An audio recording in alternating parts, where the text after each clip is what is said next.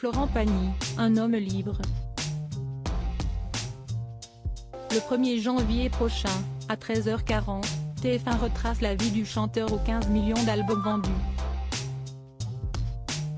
Un documentaire tourné au moment où il se prépare à remonter sur scène qui raconte ses débuts dans la musique, ses succès et ses amours.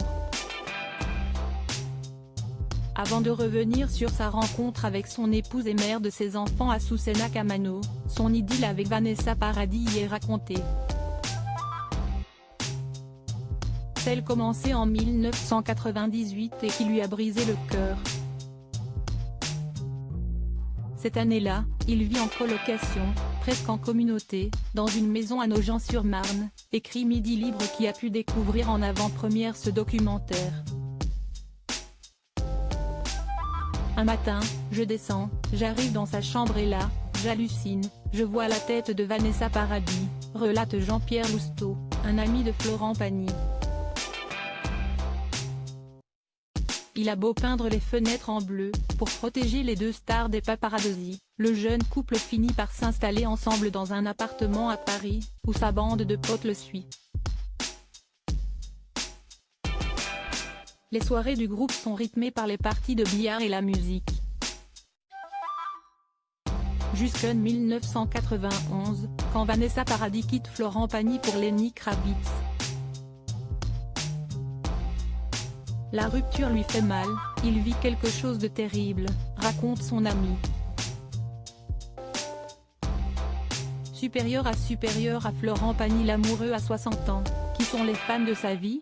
Les confidences de Florent Pagny sur sa rupture avec Vanessa Paradis. J'ai eu une année bizarre parce que je me séparais d'un amour qui d'un coup partait avec tous mes copains, donc j'avais aussi un gros manque affectif d'amitié, plus une carrière qui était bouclée, et tellement de problèmes avec les impôts déjà, avait-il confié dans le documentaire Florent Pagny, La Voix nue diffusé sur France 3 en avril 2018. Amoureux d'elle, Florent Pagny a même tenté de la kidnapper. Sur le tournage du film Noces blanches retrace l'histoire d'une adolescente qui tombe amoureuse d'un homme qui pourrait être son père, incarné par Bruno Kremer.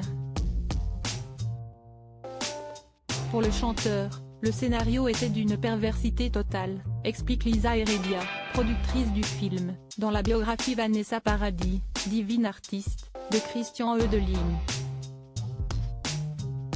Dans les colonnes de Ciné Télé Revue en septembre 2021, l'interprète de Savoir aimer se souvient de cette histoire d'amour comme d'une belle expérience. Selon lui, les 3 ans qu'on a passés ensemble ont été très bénéfiques. Alex de Johnny Depp dont tout le monde se moquait après la sortie de son titre Joe le Taxi en 1988. Au fil de leur idylle, les choses ont largement changé, note le père d'Aël, et un cas fier d'avoir vu son ex-petite amie d'11 ans de moins que lui devenir l'icône qu'on connaît.